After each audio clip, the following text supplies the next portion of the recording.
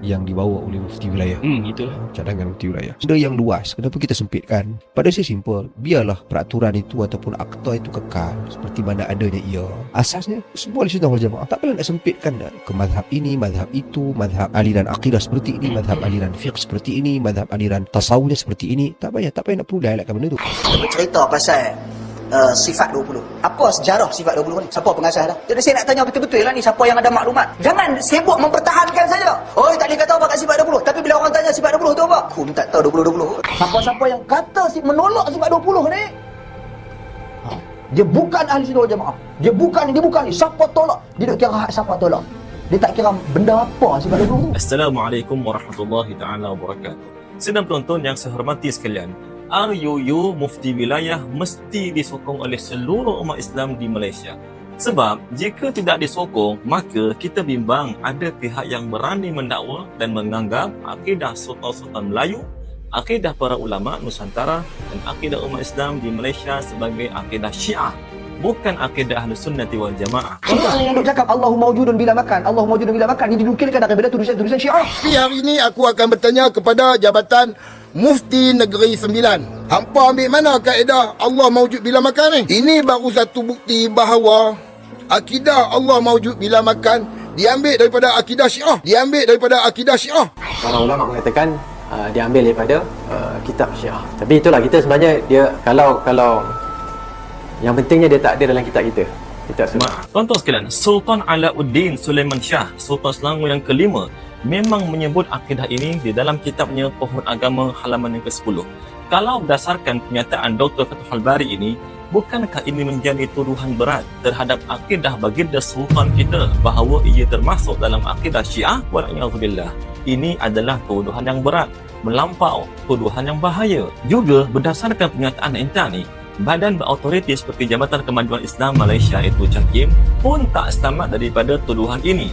Bukankah pendirian JAKIM dalam hal ini bagi enta boleh dianggap sebagai akidah Syiah? Lihat buku bertajuk Bagaimana Mengenal Ahlus Sunnati wal Jamaah terbitan JAKIM, cetakan pertama tahun 2006 halaman yang ke-9. Kemudian JAKIM bukan hanya menyebutkan akidah ini Allah tidak disifatkan berada di tempat dan tidak dilalui oleh peredaran masa, bahkan menyebut ini akidah seluruh umat Islam dengan ijma'. Juga pihak berkuasa JAKIM sendiri pernah menerbitkan buku edaran percuma yang menenaraikan ciri-ciri ajaran sesat di Malaysia dan memasukkan antara ajaran-ajaran sesat tersebut ialah doktrin yang mengatakan Allah Ta'ala berada di tempat. Boleh lihat buku bertajuk Penjelasan Ajaran-Ajaran Sesat di Malaysia, terbitan JAKIM halaman ke-10 dan juga 11. Begitu juga pejabat Mufti Wilayah Persekutuan meletakkan pendirian ini sebahagian daripada akidah seluruh umat Islam dengan ijma'. Di dalam buku terbitannya Manhaj Ahlus Sunnati wal Jamaah dalam akidah halaman ke-18 dan juga 19. Adakah pejabat Mufti Wilayah Persekutuan ini entah nak tuduh mereka sebagai berakidah dengan akidah Syiah? Orang yang duk cakap Allahu mawjudun bila makan, Allah mawjudun bila makan, ini dinukilkan daripada tulisan-tulisan Syiah. Hampa ambil mana kaedah Allah mawjud bila makan ni? Ini baru satu bukti bahawa akidah Allah mawjud bila makan diambil daripada akidah Syiah. Para ulama mengatakan diambil daripada kitab Syiah. Begitu juga bahagian hal ehwal Islam Jabatan Perdana Menteri tidak selamat daripada tuduhan Syiah ini, kerana mereka pernah menerbitkan sebuah buku dan menyebut akidah ini dalam bukunya. Lihat buku Sejarah dan Konsep Ahli Sunnati wal Jamaah terbitan Hal Ehwal Islam Jabatan Perdana Menteri tahun 1966 halaman yang ke-34. Mufti Johor pula, adakah enta nak golongkan beliau berpegang dengan akidah Syiah? Al-Allamah Al-Syeikh Alawi bin Tahir Al-Haddad, Mufti Johor yang terdahulu, telah menyebutkan akidah ini dalam fatwa-fatwa kerajaan Johor. Lihat kitab beliau pada jilid pertama halaman yang ke-57. Hatta sahibus samahah YB Datuk Yahya bin Ahmad, Mufti Negeri Johor yang sekarang ini juga berpendirian dengan akidah yang sama. Lihat majalah Al-Irsyad bilangan ataupun jilid yang ke-27 halaman yang ke-4. Bahkan jika mahu dihimpunkan semua ribuan ulama salaf dan khalaf dalam kalangan ahli sunnati wal jamaah, maka jumlah mereka memang terlalu ramai. Jadi, adakah mereka ini semuanya entah nak kata mereka semuanya Syiah?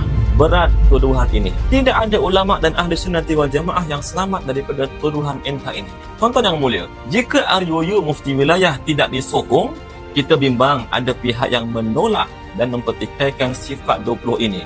Padahal pengajian sifat 20 ini adalah pegangan mufti-mufti di Malaysia, para ulama besar di Malaysia dan Indonesia, masyarakat di Nusantara umumnya, mufti-mufti di Al-Azhar, mufti-mufti di Zaitunah, mufti-mufti di Al-Qurawiyin, termasuk sultan-sultan Melayu serta majoriti umat Islam dalam kalangan Asy'ariyah dan juga Maturidiyah di timur dan juga barat. Bahkan dalam banyak ceramah, ente telah menghentam setiap orang yang mengajar dan mempertahankan sifat 20 itu. Cerita pasal sifat 20. Apa sejarah sifat 20 ni? Siapa pengasas dah? Jadi saya nak tanya betul-betul lah ni, siapa yang ada maklumat. Jangan sibuk mempertahankan saja. Oh, tak boleh kata apa kat sifat 20. Tapi bila orang tanya sifat 20 tu apa? Aku tak tahu 20-20. Siapa-siapa yang kata menolak sifat 20 ni, dia bukan ahli sunnah wal jamaah. Dia bukan ni. Siapa tolak? Dia duk kira siapa tolak. Dia tak kira benda apa sifat 20 tu. Jika RUU Mufti Wilayah tidak disokong, kita bimbang ada pihak yang berani mengharamkan amalan umat Islam di Malaysia. Bahkan umat Islam di seluruh dunia yang bertawassul dengan para nabi dan para salihin setelah kematian mereka dan mendakwa semua hadis yang berkaitan dengannya adalah dhaif, serta tidak ada satu hadis-hadis yang sahih tentangnya. Yang dilarang ni ada banyak lah. Begitu juga isu bertawassul dengan orang yang mati yang dibincang panjang oleh ahli ilmu. Orang yang dah mati, seruan-seruan seperti ya Muhammad, seruan kepada Nabi, bertawassul dengan Nabi yang dah wafat. Mereka berdalilkan ada peristiwa Adam lah, peristiwa ni yang mana hadis-hadis itu adalah hadis-hadis yang lemah, hadis-hadis yang dhaif. Maka oleh kerana itu mereka mengharuskan pergi bertawassul di tanah perkuburan, duduk di tanah perkuburan ataupun menyeru daripada rumah dalam majlis. Kita seru, itu cara antara yang dilakukan, bertawassul dengan orang yang telah mati, termasuk dengan Nabi SAW. Dakwaan sebahagian orang bahawa tawassul dengan Nabi setelah kewafatannya haram, atau sebahagian mereka sampai ke tahap menganggap ianya syirik terhadap umat Islam yang melakukannya, maka ini adalah melampau. Kerana apa? Kerana hatta Jabatan Agama Islam Selangor pun tidak selamat daripada tuhmahan ini. Khutbah Selangor yang dibaca oleh setiap khatib di seluruh Selangor sememangnya mengandungi amalan mulia bertawassul dengan Nabi setelah kewafatan Rasulullah sallallahu alaihi wasallam. Allahumma inna nas'aluka wa natawassalu ilayka bi nabiyyikal amin wa nas'aluka bi asma'ikal husna wa sifatikal udma an tahfadha bi 'aini 'inayatika rabbaniyah wa bi hifdhi wiqayatika samadaniyah jalalata malikina al-mu'azzam Sultan Selangor Sultan Sharafuddin Idris Shah Al-Haj Ibni Al-Marhum Sultan Salahuddin Abdul Aziz Shah Al-Haj. Dan ini adalah dibolehkan berdasarkan hadis At-Tabarani yang dinilai sahih olehnya sendiri. Hatta Ibn Taymiyah menyebut kesahihannya.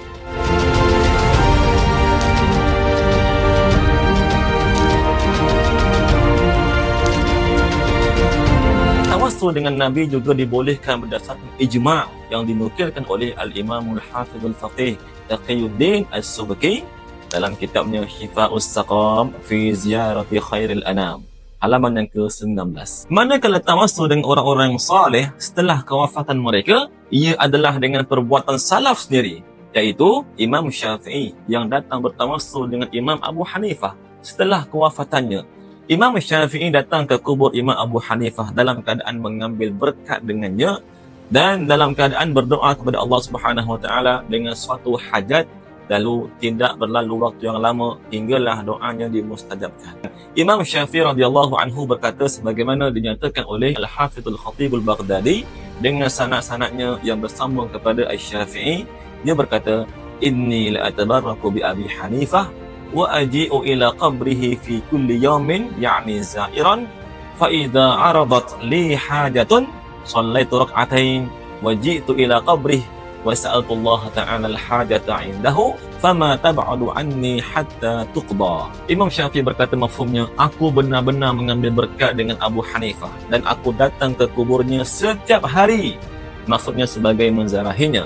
Apabila datang kepadaku sesuatu hajat, maka aku akan salat 2 rakaat dan aku akan datang ke kuburnya dan aku berdoa memohon kepada Allah Subhanahu Wa Taala akan hajat di sisi kuburnya. Maka tidak berlalu hajat dengan masa yang lama hinggalah doaku dikabulkan oleh Allah Ta'ala. Boleh lihat kitab Tarikhul Baghdad karangan Al-Hafidhul Khatibul Baghdadi, Tab'a Darul Kutubul Ilmiyah, jilid yang pertama halaman ke-135.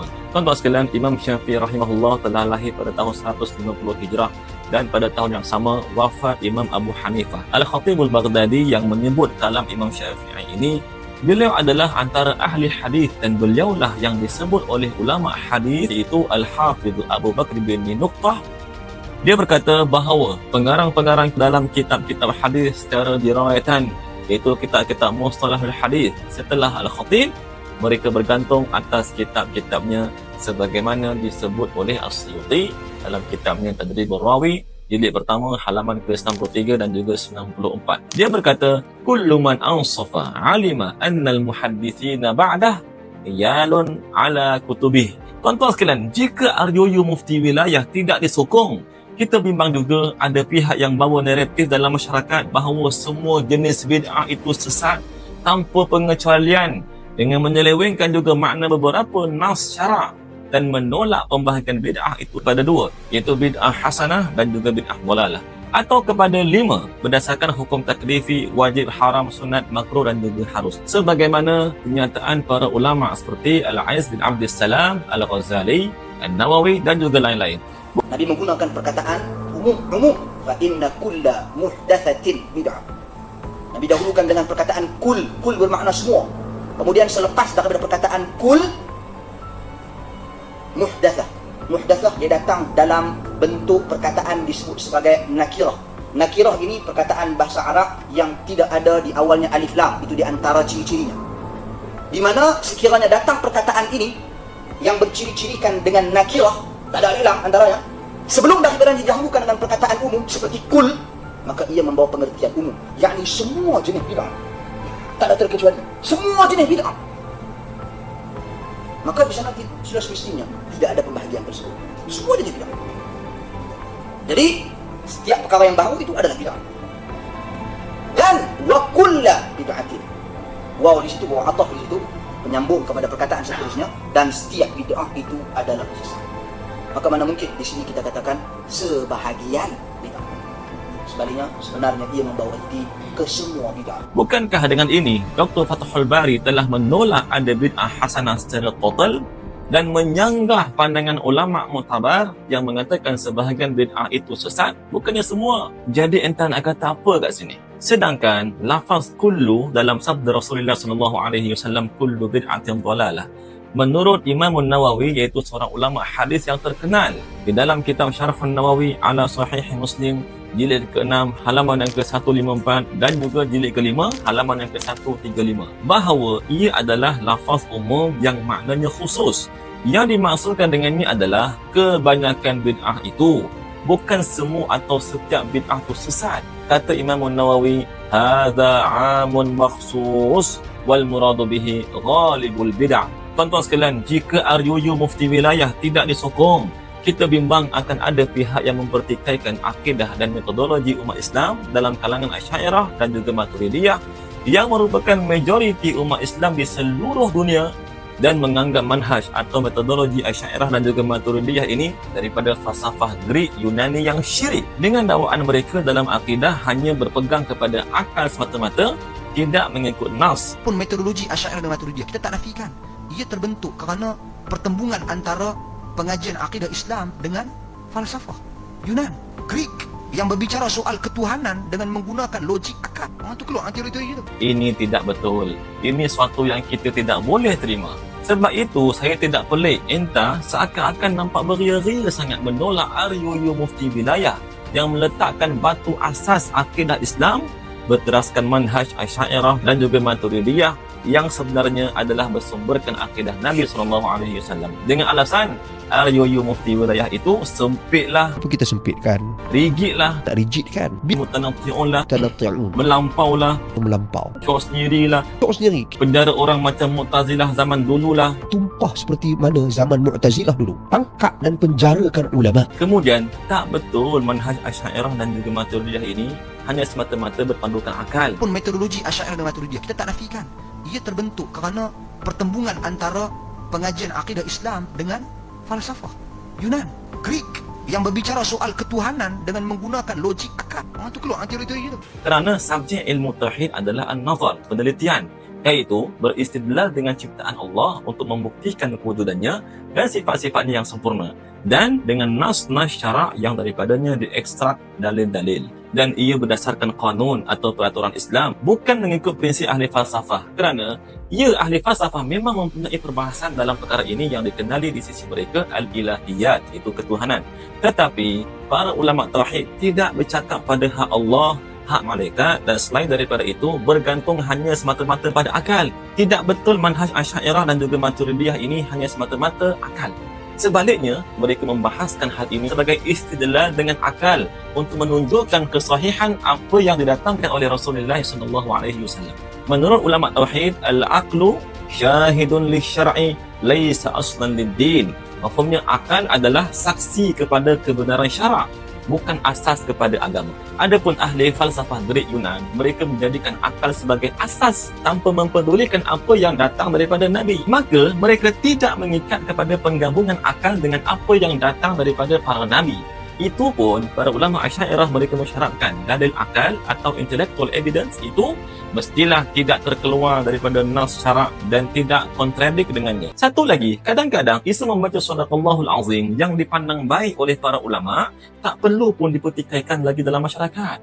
Kerana isu-isu macam ini boleh mendatangkan kekeliruan dalam masyarakat. Tapi sebahagian pihak mahu juga heret masyarakat untuk mempertikaikan amalan mulia ini. Disifatkan amalan ini dengan bid'ah yang sesat, padahal ia tidak bercanggah dengan syarak. Bahkan telah ada pendapat ulama muktabar yang membolehkannya.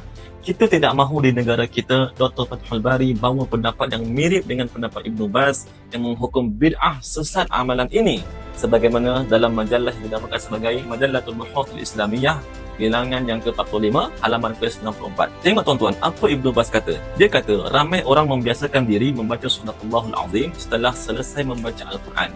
Dia kata ia adalah sesuatu yang tidak ada dasar dan tidak boleh dibiasakan. Bahkan dia kata ia berdasarkan kaedah syarak termasuk dalam perkara bid'ah. اعتياد الناس أن يأتوا بصدق الله العظيم بعد الفراغ من القراءة شيء لا أصل له ولا ينبغي اعتياده، بل هو على قاعدة الشرعية من قبيل البدع. Lagu mana? Sadaqallah. Sadaqallah lagu macam semua sekali lah kita rangkum sekali. Jadi jawapan dia tuan-tuan dan puan sekalian, Nabi SAW tak buat. Tapi sekiranya kita lakukan itu dan dikaitkan dengan ia nak ibadat, ia mesti dilakukan dan sebagainya, maka ia boleh membawa kepada bid'ah. Boleh membawa semua jenis bid'ah, tak ada terkecuali semua jenis bid'ah. Maka di sana sudah semestinya tidak ada pembahagian tersebut, semua jenis bid'ah. Jadi Setiap penonton yang saya hormati sekalian, jika RUU Mufti Wilayah tidak disokong, kita bimbang ada pihak yang menghalang, mengganggu tugas pihak berkuasa, mempertikaikan sekatan dan pihak berkuasa agama terhadap orang yang mahu menyebarkan fahamannya dalam masyarakat tanpa kebenaran tauliah daripada pihak berkuasa agama. Lebih bahaya dari itu, pernah mencabar Majlis Agama Islam negeri-negeri dalam menjalankan tugas-tugas mereka. Nabi tak pernah keluar awaran untuk tauliah pun. Yang kita pergi buat tu ahli sunnah lagu mana? Padahal tuan-tuan, keperluan tauliah ini dilihat suatu usaha perlu untuk memastikan hanya orang yang layak mengajar agama sahaja dibenarkan berceramah. Ini adalah suatu langkah untuk menghalang penyebaran ajaran sesat berkembang biak di antara umat Islam, yang mana ia adalah kesalahan di bawah Syariat 53 enakmen jenayah syariah di Negeri Sembilan. Kesalahan mengajar agama tanpa tauliah ia berada dalam satu enakmen negeri yang terletak di bawah bidang kuasa sultan atau yang dipertuan negeri sebagai ketua agama Islam di negeri berkenaan. Jika tidak ada kebenaran tauliah daripada Majlis Agama Islam negeri-negeri, nescaya tersebarlah ajaran-ajaran sesat seperti Qadianiyah, Syiah, Wahabiyah, Milah Abraham, Ayah Pin, ajaran Ayah Pin, ajaran Muhib Khawli, ajaran Mama Ghufran, Ashqali Semut. Ini bahasa semut. Bismillahirrahmanirrahim. Asyukuri innaka yama kariyama gufran al-kiji innaka yama adal yama firma Allah. Tanpa dapat dibendung di Negeri Sembilan oleh kerana terlibat dengan kesalahan berceramah tanpa tauliah, maka dihalang berceramah di Kuala Pilah. Saya antara selepas datang Yasin semua sekali yang ditangkap, ditahan, saya ditahan. Okey, sempatlah duduk dalam lokap tu, pernah ditahan. So jadi berdialog dengan geng-geng depa ada orang kena tahan dalam lokap ni. Macam-macam orang take pit lah apalah. Dia orang tanya ni, "Ustaz kenapa sih kena tangkap?" Saya kata kita tak tahu dia. Di Johor pula, dihalang berceramah atas persetujuan Ketua Agama Negeri Johor, Sultan Ibrahim Ibni Almarhum Sultan Iskandar Al-Haj, yang kini baginda adalah Yang di-Pertuan Agong kepada negara Malaysia, atas alasan telah menyampaikan isu-isu memecah belahkan masyarakat dan mendatangkan pandangan-pandangan yang mengelirukan di masjid atau surau, juga di tempat-tempat awam lain. Ini dilakukan setelah diteliti dan disiasat oleh pihak berkuasa agama dengan melihat kepada pandangan-pandangannya yang tersasar jauh daripada Ahli Sunnati wal Jamaah. Selain disekat berceramah di Selangor, disekat juga di Kedah. Mufti Kedah dahulu, Datuk Mursyid Diraja Datuk Paduka Dr. Sheikh Muhammad Badruddin Haji Ahmad di antara yang menyekat fahamannya dari disebarkan ke Kedah. Ini dia panggil Fathul Bari pula mah. Dua benda pula gitu. Kita jadiin jawarta ajaran kita Ahli Sunnah wal Jamaah mazhab Syafi'i. Tak mau Wahabi ni main dok ajak kata kunut tak ada pula. Tuan-tuan sekalian, Wahabi ialah orang yang menyeleweng daripada manhaj Ahli Sunnati wal Jamaah, sama ada dalam kalangan salaf dan khalaf, dengan mengikut manhaj Muhammad bin Abdul Wahhab yang menjadikan Ibnu Taimiyah Al-Harrani, Ibnu Al-Qayyim Al-Jauziyah dan seumpamanya sebagai rujukan utama. Kita tak boleh terima golongan yang pusing dan menterbalikkan sejarah dengan mendakwa ajaran Wahabiyah yang ditolak oleh ulama muktabar 4 mazhab ini. Ia bukan merujuk kepada Muhammad bin Abdul Wahhab, tetapi merujuk kepada Abdul Wahhab bin Rustum. Padahal Abdul Wahhab bin Rustum dia adalah seorang pengikut golongan Al-Wahbiyah, bukan Al-Wahabiyah yang diasas oleh Muhammad bin Abdul Wahhab. Tuan-tuan, pengasas ajaran Al-Wahbiyah ialah Abdullah bin Wahb bin Rasibi. Ini dijelaskan oleh Ibn Khaldun dalam kitabnya Tarikh Ibn Khaldun, jilid keempat, halaman ke-194. Adapun dakwaan Dr. Fathul Bari yang kononnya disandarkan kepada Al-Lakhami. Sahabat-sahabat sekalian, Wahabi yang sebenar, siapa dia? Wahabi yang sebenar adalah Abdul Wahhab ibn Rustum. Daripada mana dia? Daripada Afrika. Dia muncul, sahabat-sahabat sekalian, Al-Imam Al-Lakhami. Al-Imam Al-Lakhami, apabila ditanya oleh ulama-ulama ataupun ilmuwan-ilmuwan Islam tentang Wahabi ni, dia kata Wahabi ni sesat, Wahabi ni terkeluar daripada Islam, Wahabi ni harus dibunuh. Al-Imam Al-Lakhami mengatakan Wahabi itu sesat, bercakap tentang orang yang belum lahir lagi. Dia mati, Muhammad bin Abdul Wahhab tak beranak lagi. Takkanlah macam tu. Jadi Wahabi yang sebenar merujuk kepada Abdul Wahhab bin Rustum. Maka saya katakan bahawa yang disebut oleh Al-Lakhami bukan Wahabi ataupun Wahabiyah, tetapi Wahbi atau Wahbiyah, sebagaimana pernyataan Ibnu Farhun dalam kitabnya Tabsiratul Hukami fi Usulil Uqdiyati wa Manahijil Ahkam. Jilid ketiga, halaman ke-370 dan halaman ke-369. Wahai Dr. Fathul Bari, apa yang engkau dakwa ni bercanggah dengan semua masyayikh Wahabiyah, kerana mereka sendiri yang menamakan dakwah mereka sebagai Da'watul Wahabiyah, seperti Muhammad bin Khalil Harras, Nasir bin Abdul Karim,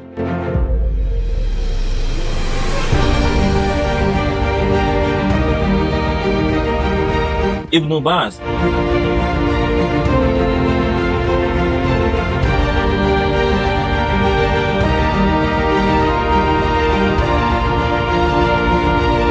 hatta Dr. Asri sendiri mengatakan bahawa Wahabi itu merujuk kepada Muhammad bin Abdul Wahhab, bukan kepada yang lain. Muhammad bin Abdul Wahhab At-Tamimi merujuk kepada An-Najdi atau An-Najd, ialah tokoh reformis di Jazirah Arab. Kerana dia ni lah, aliran dia ni digelar sebagai Wahabi. Kemudian, mengajar kitab Muhammad bin Abdul Wahhab adalah antara perkara yang dilarang di kebanyakan negeri di Malaysia. Hatta Dr. Asri sendiri, berdasarkan kenyataannya, dia tidak benarkan buku-buku Muhammad bin Abdul Wahhab diajar dalam surau-surau dan masjid-masjid di Perlis. Boleh Wahabi kata dia tidak Wahabi. Bahkan ada buku-buku, saya menasihati, ada buku Muhammad bin Abdul Wahhab, Usul Salasah, ada dibaca di Perlis ni. Saya sebagai mufti telah menasihati supaya buku tu kalau boleh tak dibaca buku lain. Cuma baru-baru ini sahaja, tak tahu kenapa, seakan-akan Dr. Asri terlepas pandang buku-buku Muhammad bin Abdul Wahhab kian mula masuk diajar ke masjid dan surau.